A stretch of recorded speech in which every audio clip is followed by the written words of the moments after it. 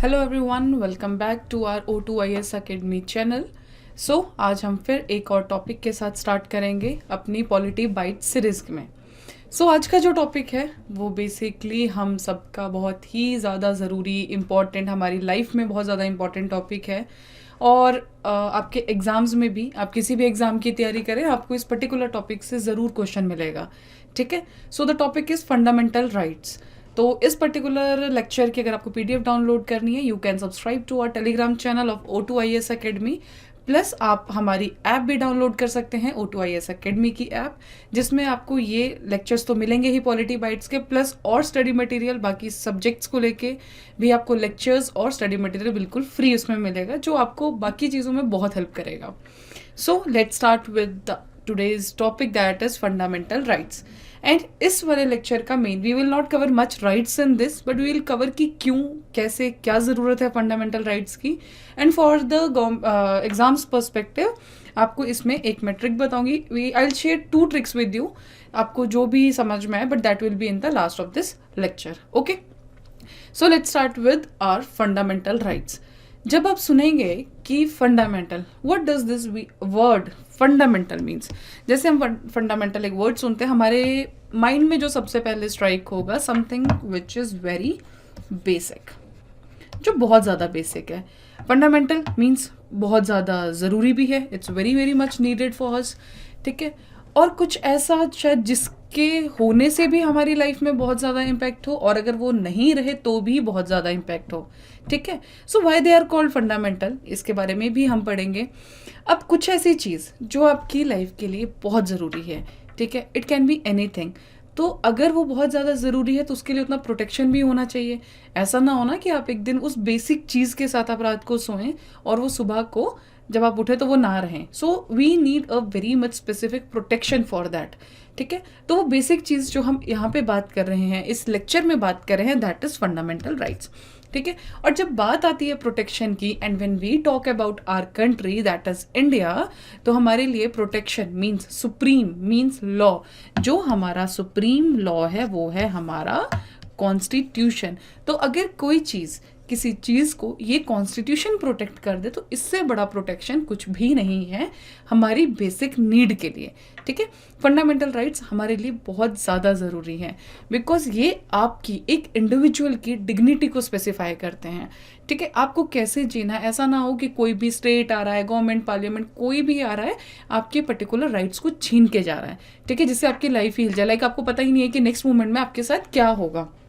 ठीक है, here is the why is called fundamental, क्योंकि इसको हमारा सुप्रीम लॉ जो है कॉन्स्टिट्यूशन, ये हमारे फंडामेंटल राइट्स को प्रोटेक्ट कर रहा है। And they are fundamental for development, मतलब आज के टाइम पे आप हैं चाहे मैं हूँ, कोई भी है, बस अपने आप को एक आगे बढ़ते हुए देखना चाहिए। ठीक है, तो उस डेवलपमेंट के प्रोसीजर में, उस एक पाथ में आपके अंदर रुकावटें ना आए, जो आपके बेसिक अधिकार हैं, जो बहुत ज़रूरी हैं, जिनके साथ ही आप आगे बढ़ सकते हैं, उनके लिए कोई प्रोटेक्शन हो, तो that's why they are called fundamental. Okay, now basic, this is the normal definition for the same, and the definition is fundamental rights के लिए कि these are the basic human rights. See, human rights जो वाला concept है ना, this particular, ये था हमारे फ्रांस में। हालांकि फंडामेंटल राइट्स का जो कंसेप्ट है वो लिया गया है यूएसए से, बट ह्यूमन राइट्स का जो नॉर्मल कंसेप्ट था सबसे पहले वो आया था फ्रांस के उसमें। ठीक है, उनके प्रियम्बल में भी मेंशन्ड है human rights. Okay, the human rights enshrined in the constitution of India. Constitution of India कौन से पार्ट में है, दैट इज इन पार्ट 3। हमने पहले पढ़ा था पार्ट 1, पार्ट 2, पार्ट 2 में हमने सिटीजनशिप पढ़ा था।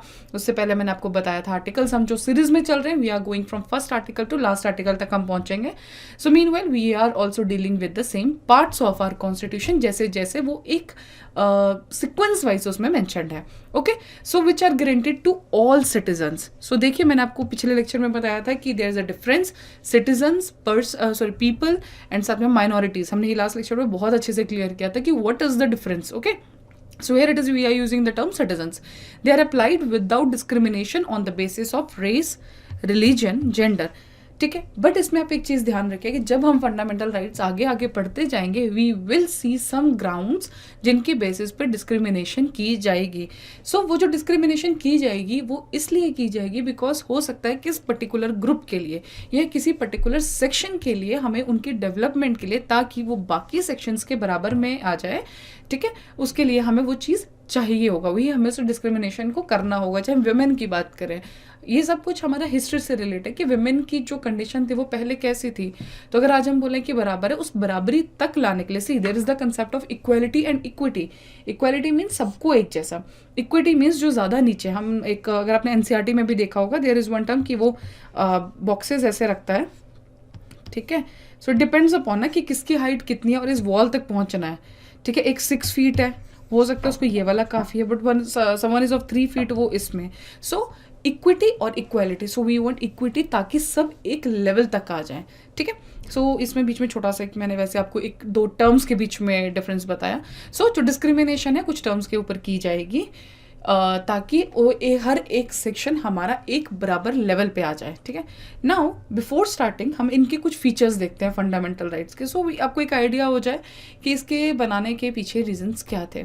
सो पहला जो है कि दे आर नॉट एब्सोल्यूट, ऐसा नहीं है कि इसके ऊपर कोई भी रिस्ट्रिक्शन, अभी मैंने आपको बोला कि डिस्क्रिमिनेशन की जा सकती है, but there are certain fixed grounds जो उसमें मेंशन है already. So they are not absolute but qualified, मतलब उनके ऊपर कुछ रिस्ट्रिक्शंस लगाई जाती हैं, उनको कैंसिल भी कर दिया जाता है, बट उसके पीछे कुछ कंडीशंस है जो हम इन फर्दर फ्लो पढ़ेंगे कि कौन से आर्टिकल पे कब रिस्ट्रिक्शन लगती है कब नहीं लगती है। एंड सेकेंड इज कि रीजनेबल रिस्ट्रिक्शन, जो मैंने आपको भी बोला। उसके बाद है कि ये जो आर्टिकल्स हैं ज़रूरी नहीं है कि गवर्नमेंट अगर कुछ गलत करेगी तभी आप करें, आपके लिए अवेलेबल है। अगर कोई प्राइवेट इंडिविजुअल, मैं या कोई और, आपके कोई फंडामेंटल राइट को ख़राब कर रहा है या उसको वायलेट कर रहा है, so you have the all the power कि आप कोर्ट में जाके उसके अगेंस्ट जाएं, ठीक है। सो ये पर्टिकुलर स्टेट के लिए नहीं है, ये प्राइवेट इंडिविजुअल्स के लिए भी हैं। Then they are justiciable in nature, हमारे पास लीगल राइट्स हैं, ह्यूमन राइट्स है, सब कुछ है, हमारे पास डीपीएसपीस है, but the fundamental rights are the only rights which are justiciable in nature. Fundamental duties justiciable नहीं है, डीपीएसपीस जस्टिसेबल नहीं है, but the are fundamental rights are justiciable, okay. Next is, ये कुछ हैं जो सिटीजन्स के लिए ही हैं, ठीक है। अब इसको आपको लर्न रखना करना पड़ेगा कि कौन से ऐसे फंडामेंटल राइट्स हैं जो सिर्फ सिटीजन्स के लिए हैं और कौन से फंडामेंटल राइट्स ऐसे हैं जो सबके लिए हैं। So there is a difference. So 15, 16, 19, 29, 23, तो 15 टू मतलब 15, 16 आप इकट्ठे याद रखिए, 29, 30 इकट्ठे, बीच में है 19। सो अब एक दो बार पढ़ेंगे, आपको वैसे भी ये चीज़ पर्टिकुलरली याद रहेगी, ठीक है। देन नेक्स्ट इज, अच्छा, this is the concept, the scope of fundamental right is limited by article 31A, 31B, 31C। जब हम इस पर्टिकुलर आर्टिकल पे पहुंचेंगे, बिकॉज अभी मैं अगर आपको बोलूंगी तो वैसे भी ये चीज़ें बहुत कंफ्यूजिंग कर देगा, तो जब हम इस पर्टिकुलर आर्टिकल पे पहुंचेंगे तो हम इसको ज़रूर डिस्कस करेंगे, ओके। देन नेक्स्ट इज कि मार्शल लॉ जब लगता है, व्हेन विल कम टू, ये भी आपके जब फंडामेंटल्स हम पढ़ेंगे, आर्टिकल लास्ट में पहुंचेंगे 34 तक, तब हम तक देखेंगे कि फंडामेंटल राइट्स में मार्शल लॉ के बीच में क्या केसेस आते हैं। बिकॉज जब मार्शल लॉ आता है तो अल्टीमेटली फंडामेंटल राइट्स कैंसिल हो जाते हैं, बट क्या कंडीशंस है क्या नहीं है ये हम उसको डिटेल में तब पढ़ेंगे। बाकी जो मेन पावर इसमें दी गई है दैट इज विद पार्लियामेंट, किस पे रिस्ट्रिक्ट कर सकता है, कब हटा सकता है, ये पावर है पार्लियामेंट के पास। But final authority of course अगर कुछ ऐसा है तो कौन है, supreme court, also high court भी है, ठीक है। So the authority rest with the supreme court, but जो कुछ लॉज हैं, कुछ सब चीज़ें कौन बना सकता है, पार्लियामेंट, ठीक है। So this is the only thing. Now we will start, अब हम यहाँ पे देखेंगे बेसिकली, अभी फीचर्स आपने देख लिया, डेफिनेशन देख लिया, सो this is the just basic overview, but जो क्वेश्चंस आएंगे वो यहाँ से आएंगे, this is the part when you will get the questions. यहाँ से भी नहीं आएंगे, but at least this will be the main area, ये पूरा एक आपका पार्ट में क्या क्या कंसिस्ट करता है वो इसमें है। See, so when it comes to the fundamental rights, ये किस में आता है, part 3 of the constitution. Be very very much attentive, because इसमें आज मैं कवर करूंगी सिर्फ आर्टिकल 12, 13 और कुछ डॉक्ट्रिन्स, बट इनको आपको डिटेल में समझना इसलिए जरूरी, बिकॉज सबको पता होगा कि आर्टिकल 12 स्टेट में, लेकिन अभी जिस टाइप के क्वेश्चंस आ रहे हैं तो बहुत एनालिटिकल वे में क्वेश्चंस आ रहे हैं, ठीक है। तो थोड़ा ध्यान से देखिए, बिकॉज इस पर्टिकुलर लेक्चर के बाद आपको ये सब चीज़ें क्लियर हो जाएंगी डिटेल में, ठीक है। So when it comes to the parts of the constitution, ये मेंशन है हमारे पार्ट 3 में, ये आप सबको पता है। सो इसको मैग्ना कार्टा ऑफ इंडिया भी बोला जाता है। आर्टिकल 12 से लेके 35 तक हमारे हैं सारे फंडामेंटल राइट्स। यूएसए से ही बोरोड है, फ्रांस का मैंने आपको बता दिया जो ह्यूमन राइट वाला कंसेप्ट था, इसलिए इसको यहाँ पे।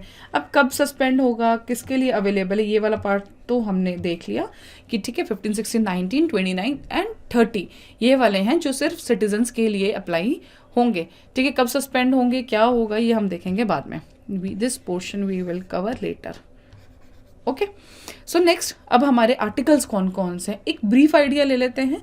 ठीक है, उसके बाद जब डिटेल में हम इसको पढ़ेंगे तो उसके साथ आपको वैसे भी समझ आ जाएगा।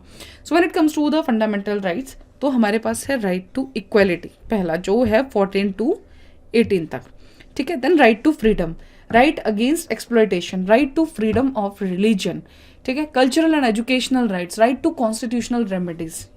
दिस इज, जिसको सोल बोला गया था, क्योंकि अगर ये है तभी इन सब का अस्तित्व है। सिंपल सा वर्ड, ठीक है, कि कॉन्स्टिट्यूशनल रेमेडीज, मान लो आपको राइट्स दे दिए गए लेकिन उसको आप जस्टिफाई करने के लिए आपके पास वही नहीं है कि अगर वो कोई छीन ले आप कहाँ जाएंगे, तो वो भी एक अपने आप में फंडामेंटल राइट है। That means right to constitutional remedies. उसके अब मतलब आपका जब कोई फंडामेंटल राइट वायलेट हो उसके लिए आपको कहाँ अप्रोच करना है, वो भी अपने आप में एक फंडामेंटल राइट है।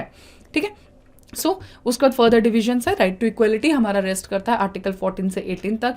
आर्टिकल उसका फ्रीडम है 19 to 22, अब एक्सप्लॉयटेशन है 23 and 24, फ्रीडम ऑफ रिलीजन है 25 से 28, and then cultural and education rights है 29, 30 एंड कॉन्स्टिट्यूशनल रेमेडीज इज 32।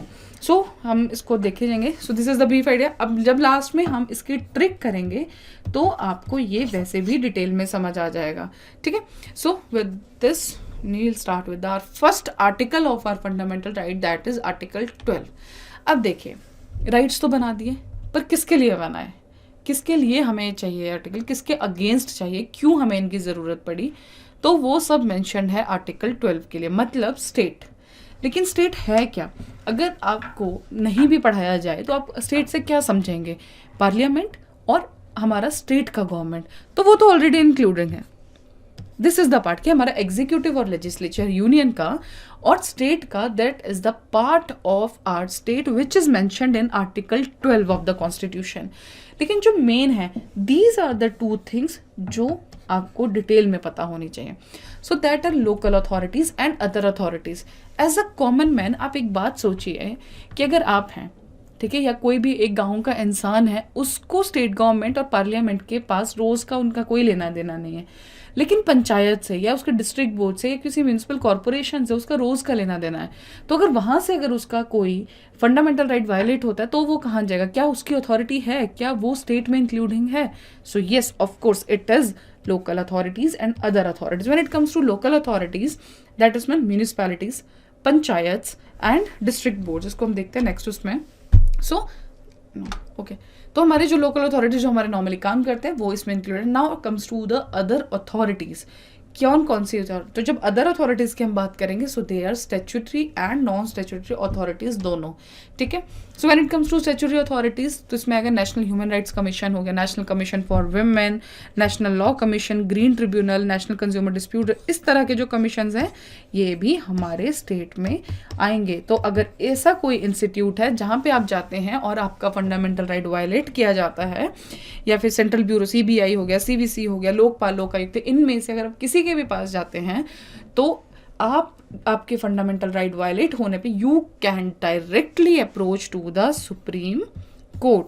सो यहाँ पे मैं आपको एक छोटा सा, जब हम इस आर्टिकल को पढ़ेंगे वैसे भी बताऊंगी, but I tell you one thing, fundamental rights में अगर आपका वायलेशन होता है तो you can directly go to the supreme court. आप हाई कोर्ट भी जा सकते हैं, बट अगर आप सुप्रीम कोर्ट भी जाते हैं तो सुप्रीम कोर्ट को आपका केस सुनना पड़ेगा direct. You don't need that procedure कि आप पहले डिस्ट्रिक्ट कोर्ट जाए, हाई कोर्ट जाए, उसके बाद आप जाए। No, you can directly approach to the supreme court of the nation, and ये अपने आप में एक फंडामेंटल राइट है आर्टिकल 32 के under when it comes to the remedies।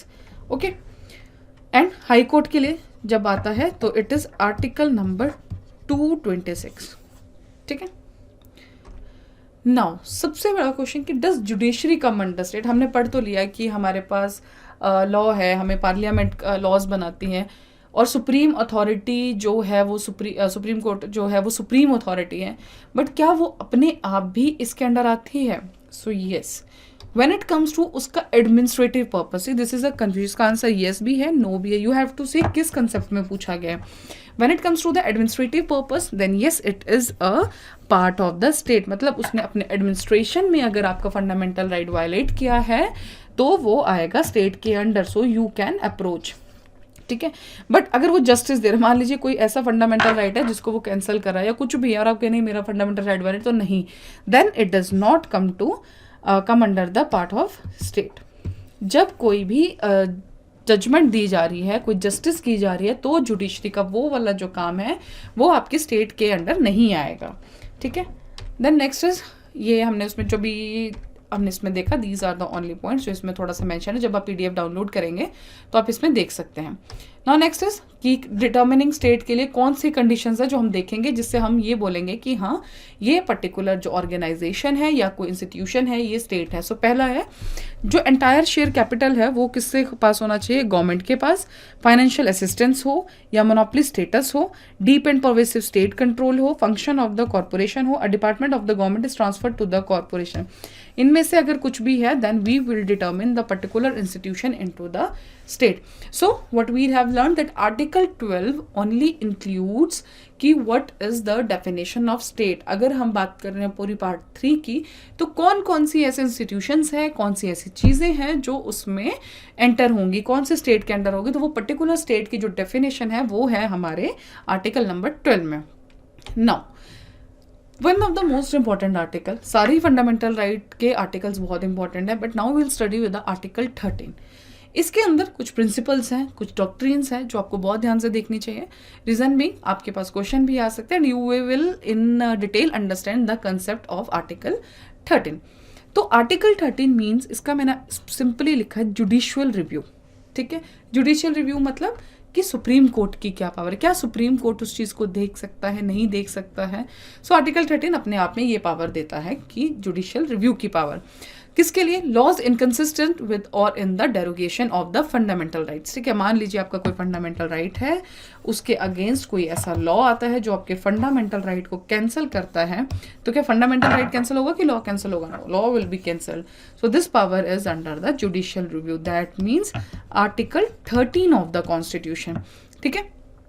Now basically ये जो है आर्टिकल 13 ये एक्ट करता है as a wall.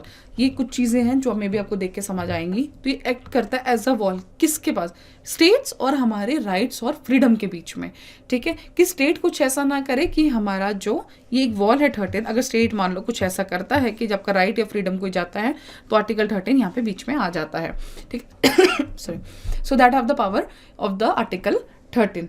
Now when we come with the article 13, तो इसमें हम देखते हैं 4 प्रिंसिपल्स, 13 क्लॉज 1, 2, 3 एंड 4।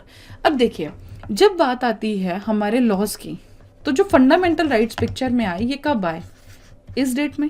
तो क्या इससे पहले कोई लॉज या रेगुलेशंस नहीं थे, ऑफ कोर्स थे। तो 13 क्लॉज 1 बोलता है उन लॉज के लिए जो प्री कॉन्स्टिट्यूशनल लॉज हैं, मतलब कॉन्स्टिट्यूशन के आने के पहले जो लॉज थे, अगर उनमें से एक लॉ कोई भी ऐसा लॉ है जो हमारे फंडामेंटल राइट को वायलेट करता है, तो उस पर्टिकुलर लॉ को कैंसिल कर दिया जाए। इसका एग्जांपल है 1930 में एक एजुकेशन एक्ट था, वो सही था, लेकिन उसका एक क्लॉज था कि एक पर्टिकुलर सेक्शन ऑफ सोसाइटी उसमें मेंशन था कि उनके लिए एजुकेशन नहीं है, ठीक है। तो under article 13 clause 1 pre constitutional laws के तहत ही इस पर्टिकुलर जो क्लॉज था उसको खारिज कर दिया गया था, ठीक है। देन 13 क्लॉज 2 है पोस्ट कॉन्स्टिट्यूशनल लॉ। आज भी ऐसा हो सकता है कि कोई पार्लियामेंट ऐसा लॉ पास कर दे कि जिससे हमारा फंडामेंटल राइट वायलेट होता है, तो आप उसमें क्या करेंगे, वो 13 क्लॉज 2 मतलब 13 आर्टिकल के अंडर आप उसको कैंसिल आउट कर सकते हैं। So here comes with the 2 doctrines. 13 को पढ़ने के लिए आपको 2 डॉक्ट्रिन्स बहुत अच्छे से क्लियर होने चाहिए, that is doctrine of severability and doctrine of eclipse. यहाँ पे कुछ नहीं, अब हम इसको आते हैं। पहले आप देखिए इस पिक्चर को, this picture, this is one, what is this, जो हम फिल्टर टाइप हम यूज करते थे, फिल्टर पेपर। तो जब आप फिल्टर पेपर से कुछ चीज़ें निकालते हैं, फिल्टर पेपर में कोई चीज़ आप डालेंगे तो कुछ चीज़ें तो निकल जाएंगी, ठीक है, और कुछ चीज़ें हैं जो ऊपर बच जाएंगी, रेजिड्यू, कुछ चीज़ें ये बच जाएंगी। तो डॉक्ट्रिन ऑफ सेवरेबिलिटी ये बोलता है, जब हम सेवरेबिलिटी की बात करेंगे तो आप ध्यान रखिएगा सेपरेबिलिटी, मतलब प्री कॉन्स्टिट्यूशनल लॉज जो ये हैं ये वाले लॉज जो हम जिन्होंने हमारे फंड, ये क्या जो फिल्टर पेपर है इसमें, सी जो ये फिल्टर पेपर है that is are fundamental rights, जो इस चीज को क्रॉस कर गए, मतलब प्री कॉन्स्टिट्यूशनल लॉज जिन्होंने हमारा कोई फंडामेंटल राइट वायलेट नहीं किया गया उसको बोलते हैं डॉक्ट्रिन ऑफ सेवरेबिलिटी। मतलब हमने सेपरेट कर दिया कि ये वाले जो राइट्स हैं या ये वाले जो लॉज हैं जो कॉन्स्टिट्यूशन के पहले से लागू हैं लेकिन वो फंडामेंटल राइट हमारा खराब नहीं कर रहे हैं, तो आज भी वो चीज हम अप्लाई कर सकते हैं। प्लस ठीक है, so to separate any law which is inconsistent with the fundamental right, so severability से आप याद रखेंगे सेपरेबिलिटी। ठीक है, अच्छा इसके साथ अगेन मैं आपको हमेशा से बोलती हूँ कि polity means cases, amendments and everything. तो एक केस है AK गोपालन वर्सेस स्टेट ऑफ मद्रास, जिसमें भी ये यूज किया गया था। Then next comes is the doctrine of eclipse, means to hide, to shadow. मान लीजिए कुछ ऐसा है, कोई ऐसा लॉ जो आज ज़रूरी नहीं है, ठीक है, हो सकता है उसका जो पर्टिकुलर क्लॉज है वो आज ज़रूरी नहीं है, आने वाले कल में आज वो फंडामेंटल राइट को वायलेट कर रहा है। ठीक है, आज कोई भी हम आर्टिकल लेते हैं, इस फंडामेंटल राइट को वो वायलेट कर रहा है, लेकिन आने वाले कल में क्या होता है कि जो वो फंडामेंटल राइट है वही कैंसिल हो जाता है। ठीक है, मतलब फंडामेंटल राइट जो जिसके तहत हमने ये बोला था कि ये वाला हमारा पर्टिकुलर लॉ इस फंडामेंटल राइट को वायलेट कर रहा है, अगर वो फंडामेंटल राइट ही कैंसिल आउट हो जाता है तो ये लॉ जो है वो अपने आप जिंदा हो जाएगा, it will have the life. ठीक है, तो सिर्फ ये कुछ टाइम बीइंग के लिए उस चीज को शेडो कर देता है, मींस हमारा जो फंडामेंटल राइट है वो उस लॉ को शेडो कर देगा कुछ टाइम के लिए, लेकिन जैसे ही कभी भी हो सकता है बिकॉज फंडामेंटल राइट, पार्लियामेंट के पास पावर है, कुछ ऐसा हो फंडामेंटल राइट को, जैसे राइट टू प्रॉपर्टी भी हमारा फंडामेंटल राइट था, बट विद टाइम पैसेज हमें लगा कि नहीं उसको फंडामेंटल राइट में डालना नहीं चाहिए, सो हमने उसको कैंसिल कर दिया। ठीक है, तो फंडामेंटल राइट अगर कैंसिल होता है तो ये लॉ वापस पिक्चर में आ जाएगा। तो डॉक्ट्रिन ऑफ एक्लिप्स यही बोलते हैं। तो आपको इसमें दो चीज़ें याद रखनी है, severability means separability, severability separability same same लेगा, आपको याद रखना है कि सेपरेट करना कि फिल्टर पेपर है उसमें फंडामेंटल राइट को आप रखो, जो उससे क्रॉस कर जाएगा मीन्स वो सही है और जो ऊपर रह जाएगा वो खराब है, मतलब वो हमारे फंडामेंटल राइट्स को वायलेट कर रहा है। ठीक है, तो जो ऊपर है वो परमानेंटली नहीं मरेंगे, हो सकता है जिस फंडामेंटल राइट को वो वायलेट करेगा उस पर्टिकुलर फंडामेंटल राइट के कैंसिल होने के बाद उसी चीज को वो वापस पिक्चर में ले आएगा। So the doctrine states that if any law becomes contradictory to the fundamental rights then it does not permanently die but becomes inductive as soon as that fundamental right is omitted. So इसके साथ भी 3 cases हैं, Bhikaji Narayan case 1955, Deepchand case 1959। तो Bhikaji Narayan case में basically ये बोला गया था कि ये अप्लाइड है दोनों के लिए, जो पहले के लॉज हैं और बाद के लॉज हैं, मतलब pre constitutional post constitutional. Deepchand case में बोला गया कि ये सिर्फ प्री कॉन्स्टिट्यूशनल के लिए अप्लाइड है। देन अंबिका मिल केस है, उसमें फिर से यही बोल दिया गया कि ये प्री हो चाहे पोस्ट हो ये दोनों में अप्लाइड होगा। तो आपको ये केसेस हैं, बहुत बेसिक केसेस हैं, मतलब आप इसको नॉर्मली नहीं सुनेंगे कहीं भी, बहुत स्पेसिफिक केसेस है इसी पर्टिकुलर आर्टिकल के साथ। हाँ, ये आपको बाद में भी पिक्चर में मिलेगा, but this Bikaji Narayan case and Deepchand case ये इसके साथ स्पेसिफिक है। ठीक है, नाउ देन 13 क्लॉज 3 बोलता है मीनिंग ऑफ लॉज, कि किसके अगेंस्ट हम जा सकते हैं, लॉज हो, रेगुलेशंस है, ऑर्डिनेंस, ये सब डेफिनेशन ऑफ लॉज में आते हैं। 4th क्लॉज बोलता है कि क्या जो हमारी कॉन्स्टिट्यूशनल अमेंडमेंट्स हैं वो उनको भी हम चैलेंज कर सकते हैं अंडर आर्टिकल 13। सो इसमें हम पढ़ेंगे 3 केसेस। जब शंकरी प्रसाद केस 1951 में आया था, इसमें ये कहा गया था कि जो कॉन्स्टिट्यूशनल अमेंडमेंट है that is not the part of law. ठीक है, गोलकनाथ केस 1967 आया, उसमें बोला गया कि कॉन्स्टिट्यूशनल अमेंडमेंट्स को भी चैलेंज किया जा सकता है, बट उसके बाद आता है 24 कॉन्स्टिट्यूशनल अमेंडमेंट, ये जो पार्लियामेंट ने किया था 1971 में। ठीक है, इसने बोला कि कॉन्स्टिट्यूशनल अमेंडमेंट को चैलेंज नहीं किया जा सकता, क्योंकि कॉन्स्टिट्यूशनल अमेंडमेंट की पावर किसके पास है, पार्लियामेंट के पास। तो पार्लियामेंट तो यही चाहेगा कि हाँ हमारे पर्टिकुलर किसी भी लॉ लेजिस्लेशन को चैलेंज नहीं किया जाए। सो ये 3 केसेस। उसके बाद जो फाइनल केस आता है that is KBC, Kesavananda Bharati case 1973। तो इसमें कहा गया कि can not be challenge, constitutional amendment को चैलेंज नहीं किया जा सकता बशर्ते आपका जो basic structure of the constitution है वो वायलेट नहीं होना चाहिए। ठीक है, इसी में ही जब बेसिक स्ट्रक्चर किस में एक्सप्लेन हुआ था, इसी केस को हम उसमें भी पढ़ते हैं। So when it comes to the basic structure of constitution, अगर कोई ऐसा कॉन्स्टिट्यूशनल अमेंडमेंट है वो इसको वायलेट करता है तो कॉन्स्टिट्यूशनल अमेंडमेंट को भी चैलेंज कर दिया जाएगा। सो बेसिकली इसी के अंदर पार्लियामेंट को एक पावर दी गई थी, कॉन्स्टिट्यूशन पावर, और प्लस ऑर्डिनरी लेजिस्लेटिव पावर इसमें दी गई थी। ठीक है, सो आज हम इतने ही 2 आर्टिकल्स करेंगे। सो एक बार हम फिर देखते हैं कि हमने इसमें क्या क्या किया। आर्टिकल 12 इसमें बोलता है स्टेट की डेफिनेशन, जिसमें हम बोलेंगे parliament, state, local authority and other authorities. ठीक है, इसमें मेन है हमारा लोकल और अदर अथॉरिटीज़। तो लोकल अथॉरिटीज़ हमें पता है पंचायत हो गया, म्यूनिसिपल हो गया, इन सब। When it comes to the other authorities mean statutory and non statutory authorities. Then it comes to the judiciary का मैंने आपको कंसेप्ट बताया कि ये स्टेट के अंडर आता है कि नहीं, तो यस और नो दोनों ही आंसर इसके आएंगे। जब एडमिनिस्ट्रेशन होगा तो yes, and when it comes to the justice it will be no. Then ये कुछ कंडीशंस थी जो स्टेट को डिटरमाइन करने में आपको हेल्प करेगा। Then it comes to the article 13 जो देता है जुडिशियल रिव्यू की पावर। ठीक है, कि अगर कोई भी ऐसा लॉ आता है जो हमारे फंडामेंटल राइट को वायलेट करता है तो आर्टिकल 13 उसमें एज अ वॉल एक्ट करता है। उसी के साथ हमने पढ़े कि इसके 4 प्रिंसिपल्स हैं एंड 2 डॉक्ट्रिन्स हम जिसमें पढ़ते हैं। तो 4 प्रिंसिपल में pre constitutional law, post constitutional law, meaning of law और प्लस की अमेंडमेंट को चैलेंज किया जा सकता है कि नहीं। Then it comes to the doctrines of severability. Severability मतलब सेपरेबिलिटी, एंड आप फिल्टर पेपर को याद इसमें जरूर रखिएगा। ये पर्टिकुलर डायग्राम से ही आपको ये वाले 2 डॉक्ट्रिन्स हमेशा हमेशा याद रहेंगे। ठीक है, सो इसमें ये केस है AK गोपालन versus state of Madras. Severability में मतलब हमको सेपरेट करना है कि कौन से ऐसे राइट्स हैं, कौन से ऐसे लॉज हैं जो हमारे फंडामेंटल राइट को वायलेट नहीं कर रहे हैं, वो पिक्चर में रहेंगे। जो कर रहे हैं वो टाइम बीइंग के लिए तो अभी कैंसिल आउट हो जाएंगे, लेकिन कल को अगर कोई फंडामेंटल राइट आपका कैंसिल होता है तो उसके अंदर वो पर्टिकुलर लॉ जो आपने पहले डेड कर दिया था वो वापस जिंदा हो जाएगा। ठीक है, then it comes to the meaning of law की अमेंडमेंट चैलेंज होती है। तो करंट पिक्चर जो है अमेंडमेंट्स को चैलेंज करने के लेके वो है कि अगर आपका वो बेसिक स्ट्रक्चर वायलेट होता है तो आप उसको चैलेंज कर सकते हैं, नहीं वायलेट करता है तो आप नहीं चैलेंज करेंगे। So that is KBC 1973 Kesavananda Bharati case. So that's all with the 2 articles for 12 and 13। इसको बहुत डिटेल में हमने किया। इसके बाद अब हम करेंगे बाकी आर्टिकल्स जो मेन आर्टिकल्स है, right to equality, freedom, exploitation, ये सब। लेकिन उससे पहले जब हम फंडामेंटल राइट्स के चैप्टर को पढ़ते हैं, हमारा जो सबसे पहला चीज़ हो एक सीक्वेंस में उस चीज़ को याद रखना। So we will start with this particular tricks. इसको याद रखने के लिए 3 ट्रिक्स है, आप कुछ और भी बना सकते हैं। ठीक है, सो पहला देखिए, पहले हम नॉर्मली पढ़ते हैं, आप 2-3 बार अगर इसको वैसे भी पढ़ेंगे आपको याद हो जाएगा। एंड जब डिटेल में आप पढ़ते हैं तो आपको सिर्फ एक कीवर्ड याद होना चाहिए, आपको बाकी सारी चीज़ें याद आ जाती हैं। ओके, तो it is law removes doubt and gives 6 freedom by which we saw MRP clearly. अभी मत सोचना कि हमें स्पेलिंग नहीं आती है 100 की, इट इज़ बिकॉज हमको ये चाहिए। मैंने आपको पहले भी बोला है कि ट्रिक का मतलब आपको याद होना चाहिए, आपको उसमें पर्टिकुलर डेफिनेशन, मीनिंग कुछ नहीं चाहिए। आप कुछ और भी बनाइए, बट व्हाट वी नीड कि हमारा अगर उससे मतलब निकल रहा है, हमारे कंसेप्ट उसमें सेटल हो रहे हैं, तो हम उसकी स्पेलिंग भी चेंज कर देंगे। ये ट्रिक आपने वैसे भी पढ़ी हो कि आप कुछ और बनाते हैं, that will help you out. Second trick is con man. Con किसको बोलते हैं? जो झूठ बोलता है या कोई चीटर हो। ठीक है, evades tax, attendance and hampers Indian culture and education.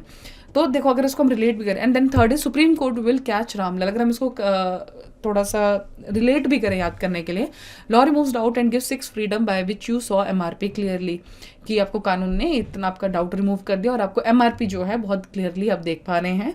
लेकिन फिर भी एक ऐसा चीटर आदमी है जो टैक्स और अपनी प्रेजेंस मतलब अटेंडेंस को इवेट कर रहा है, वहाँ से भाग रहा है। तो उससे क्या हो रहा है, हमारा इंडियन और culture education, because Indians were known for honesty, ये वो, तो उसके लिए कल्चर एजुकेशन हमारा खराब कर रहा है वो, बिकॉज वो ये चाहे वो टैक्स चोरी कर रहा है, अटेंडेंस की चोरी कर रहा है, तो इसलिए उसको कहाँ पे जाना पड़ेगा। उसका नाम क्या है पर्सन का? कॉनवेंट, जो वो है रामलाल। तो इसलिए supreme court will catch the Ramlal. ये सिर्फ इसको लिंक करने के लिए एक प्रॉपर प्रोसीजर में, ठीक है, कि लॉ ने पावर दी लेकिन उसने इवेट किया फिर भी, तो कौन कैच करेगा फाइनल में? Supreme authority is supreme court. ठीक है, तो इसका हालांकि ट्रिक में आप आगे देखें कोई यूज नहीं, मेन वर्ड है इसमें रामलाल। ठीक है, so let's start with the trick. Okay, पहले जब हम ट्रिक पढ़ेंगे then it's law removes doubt, जो हमने सबसे पहले पढ़ा। तो राइट टू इक्वालिटी है, तो उसमें देखो लॉ से क्या आएगा? Equality before law. Then removes का कोई मतलब नहीं है, लेकिन सेंस देना था इसलिए हमने उसको डाला। तो अब हम आएंगे डाउट पे। D is for discrimination, O is for opportunity, U is for untouchability, B मैंने स्मॉल इसलिए लिखा because it is not use, T is for title. ये आपका कवर कर गया सारा का सारा राइट टू इक्वालिटी। अभी देखिए, अभी मे भी आपको लगेगा कि ये इसमें क्या है, लेकिन जब हम अगले लेक्चर में राइट टू इक्वालिटी पढ़ेंगे तो आपको समझ में आएगा कि सिर्फ इतना, ये जो डाउट वर्ड है इसी से आपका पूरा राइट टू इक्वालिटी कंप्लीट हो जाएगा। बिकॉज जब हमारे पास कंसेप्ट्स की बात आती है एक बार अगर आपका कंसेप्ट क्लियर हो जाए तो उसको पर्टिकुलरली रिलेट करने के लिए आपको चाहिए होता है सिर्फ कीवर्ड। जब हम मेंस के नोट्स बनाने के लिए भी बोलते हैं, हम उसमें बोलते हैं कि डोंट राइट फुल एसेस, ठीक है, पूरा ऐसे मत लिखिए। आपका कंसेप्ट क्लियर हो गया, जस्ट राइट कीवर्ड्स, छोटा छोटा कीवर्ड्स, ठीक है, ताकि जब आप उसको देखो तो आपको ये पता हो कि हाँ हमारे पर्टिकुलर आंसर में, ये पर्टिकुलर टॉपिक में कौन कौन सी चीज़ें कवर होनी चाहिए। अगर आप पूरा पूरा ऐसे लिखने बैठ जाएंगे तो आप खुद सोचिए कि आपके नोट्स कहाँ जाएंगे, उसको रिवाइज कैसे, मेक थिंग्स वेरी क्रिस्प ताकि आपका रिविजन में हेल्प हो, ठीक है। Then next is 6 freedoms saw MRP clearly. हमारी जो टर्म थी वो थी लॉ रिमूव्स डाउट, ये हमने पढ़ लिया, and give 6 freedom by which we saw MRP clearly, ठीक है। देन इसमें आता है आर्टिकल 19 हमारा। अब 19 के अंदर क्या है, हमारे पास 6 फ्रीडम्स है, कौन सी, 100 MRP। तो 100 MRP मतलब speech and expression, A assembly, you union, a movement, residence, P profession. अभी मैं फिर से आपको ये बोलूंगी, ये ट्रिक मैं आपको लास्ट में भी दे सकती थी, लेकिन उससे क्या होगा ना कि जब आप पर्टिकुलर लेक्चर्स आप कंसिडर करेंगे, देखते जाएंगे, तो आपको पहला आधा टेंशन नहीं रहेगा इसको लाइन में याद कैसे रखना है। एटलीस्ट नाउ आपके पास ये ट्रिक है, so when ever you will start with your article just see इसको कि हाँ अब जब आपका कंसेप्ट क्लियर हो जाएगा, से दिस कि ठीक है इसको याद करेंगे, 100 MRP हुआ तो article 19 is done. Then next word is are clearly. तो क्लियरली में आर्टिकल 21 से लेके 24 तक है, ठीक है। सो इट इज क्लियरली से कैसे हम लेंगे, conviction, life and liberty, article 21 बोलता है, ठीक है। And then it is 21A education. ये जब आप पढ़ेंगे आपको अब बोलेंगे अब यहाँ पे कैसे याद रखें, वो अपने आप याद रह जाता है जब आप एक बार फुल डिटेल इसका कंसेप्ट पढ़ लेंगे। Then it is 22 that is arrest, and 23 है लेबर, लेकिन लेबर में 2 चीज़ें आएंगी, ठीक है, एक है ह्यूमन बींग के बाद चिल्ड्रंस के बारे में बात की, सो दिस इज आर्टिकल नंबर 24, ठीक है। तो ये था यहाँ तक ना। ट्रिक 2 ये हमने पढ़ लिया, पहला वाला, con man evades tax, attendance and hampers Indian culture and education, ठीक है। तो इसको हम जब देखें, कौन कंसेंस, man manage, tax taxes, attendance, ये अटेंडेंस वाला जो है या टैक्सेस वाला है, जब हम इसको डिटेल में करेंगे तब आपको ये पक्का याद रहेगा। But here I am just showing you the trick, इसलिए ताकि विद फर्दर लेक्चर्स आपको समझ में आए कि आपको कैसे चीज़ें क्रैम करनी है या याद रखनी है, ठीक है। आपको नहीं कुछ चीज़ें ना आपकी पॉलिटी में जिसमें आपको प्रॉपर सीक्वेंस याद रहनी चाहिए। बेसिकली राइट्स, जैसे कि फंडामेंटल राइट्स हो गए, DPSPs हो गए, कौन से आर्टिकल में कौन सा DPSP, उसके लिए भी ट्रिक्स ही आएंगी। Then it's culture, article 29, educational rights is article 30, okay. Then next comes supreme court will catch Ramlal. मैंने आपको इसमें कहा था कि सुप्रीम कोर्ट विल कैच हमने इसमें डाला था क्योंकि एक सेंस बनाने के लिए, अदरवाइज रामलाल है, R is remedies, A application, M is martial law, L is legislation. 32, 33, 34, 35 मैंने आपको जब हमने स्टार्टिंग में पढ़ा था कि जब फीचर्स हम देख रहे थे तो मार्शल लॉ में मैंने आपको कहा था कि जब हम आर्टिकल 34 में पहुंचेंगे देन वी विल सी कि हाउ इट इज एप्लीकेबल, क्या इसकी कंडीशंस हैं, क्या इसके क्लॉजेज हैं, ठीक है। सो होप एक बार हम फिर इस ट्रिक को देखते हैं। ट्रिक है law removes doubt and give 6 freedom to buy which we saw MRP clearly. तो इसमें हमने आर्टिकल्स देखे। Then con man evades tax, attendance and hampers Indian culture and education. Supreme court will catch Ramlal, जिसका main term है हमारा रामलाल, ठीक है। तो लॉ ने आपको पावर दी कि आप MRP ध्यान से देख सकें, फ्रीडम दी आपको, लेकिन एक कॉन मैन जो चीटर आदमी था उसने फिर भी टैक्स को और अटेंडेंस को इवेड किया, जिससे हैम्पर हुआ हमारा इंडिया का कल्चर और एजुकेशन, ठीक है। उसके बाद सुप्रीम कोर्ट ने जब ये चीज़ देखा इंडिया के खिलाफ था तो उन्होंने रामलाल को कैच कर लिया। So this should be the sense and flow. But इसके साथ ही एक और है, ये आई थिंक अभी इसमें थोड़ा कुछ आपको ब्लर दिख रहा है, but when you download the PDF, ठीक है, तो आपको बिल्कुल क्लियर दिखा। तो ये भी है, state law is equal to doubt है, बट आप आगे देखेंगे तो ये भी एक ट्रिक है। बट मैं आपको पहली वाली ट्रिक को ज़रूर सजेस्ट करूँगी, उसका रीज़न है क्योंकि दैट इज़ समथिंग जो एक सेंस में आपको क्लियर कर देगा सारी fundamental rights, okay. So once again with the question here, prohibition of discrimination on grounds of religion etc. Article 15 of the Constitution is a fundamental right classifiable under. I am here just showing you the type of questions you will get from this particular full chapter. Now see, when it comes to the discrimination, तो और भी grounds हैं, बाकी articles में भी discrimination का ground दिए रखे हैं, but here it is specific to the article 15 of the constitution. तो आर्टिकल 15 जब हमने स्टार्टिंग में पढ़ा that was right to equality, ठीक है। तो यहाँ पे आंसर क्या आ जाएगा, right to equality. Which of the following categories of fundamental rights incorporate protection against untouchability as a form of discrimination. Untouchability जब हम पढ़े थे राइट टू इक्वालिटी के अंदर, ये भी इसी के अंदर। सो देखिए एक ही पर्टिकुलर फंडामेंटल राइट के अंदर आपको किस टाइप के 2 तरह के क्वेश्चन मिल गए। Next is the term law under article 13 includes which of the following, and ये ऑलरेडी हम बहुत डिटेल में पढ़ चुके हैं, सो आई डोंट थिंक आपको इसमें कोई दिक्कत आनी चाहिए. सो पहला है ordinances issued by the president और गवर्नर, क्लियरली मैंने आपको उसमें बताया था. एग्जीक्यूटिव ऑर्डर्स, ये भी मैंने आपको उसमें बोला था. Notifications issued by statutory authority, ये मैंने आपको उसमें स्लाइड में दिखाया था कि स्टैट्यूटरी हो चाहे नॉन स्टैट्यूटरी, वो इसमें इंक्लूडेड होंगे. Customs having the force of law, yes of course ये चीज़ भी. But when it comes to the constitutional amendment, जिसमें हमने क्या पढ़ा था कि they can not be challenge. कब तक नहीं चैलेंज कर सकते? जब तक वो हमारा बेसिक स्ट्रक्चर वायलेट नहीं कर सकते. तो इसका आंसर क्या आएगा? 1, 2, 3 and 4, 5th is wrong. That is not the answer. ठीक है. सो that's all for today's lecture. Article 12, 13 trick ये हमने पढ़ा डिटेल में. 12th का आपको बहुत डिटेल में मैंने बोल दिया क्या स्टेट है. 13 is judicial review, that is also clear to you. Now with the next lectures, अब हम हर एक आर्टिकल को उठा के डिटेल में देखेंगे. We will analyse the whole article fully कि किस आर्टिकल को कहाँ पे हम अप्लाई कर सकते हैं. क्वेश्चंस तो आएंगे कंसेप्ट बेस्ड या नॉर्मली फैक्ट बेस्ड. ठीक है. लेकिन अगर आपको उसकी पिक्चर क्लियर होगी, if you are be clear with all the concepts of the particular article, तो आपको उसको किसी भी तरह का क्वेश्चन है, जैसे आज के टाइम में कंसेप्चुअल क्वेश्चंस बहुत आ रहे हैं, एनालिटिकल क्वेश्चंस बहुत आ रहे हैं, तो आप उसको अप्लाई कर सकते हैं. बट शर्त एक ही है कि आपका कंसेप्ट क्लियर हो. Fine. So that's all with the today's lecture. Thank you so much. Hope you like this lecture. Do subscribe our channel.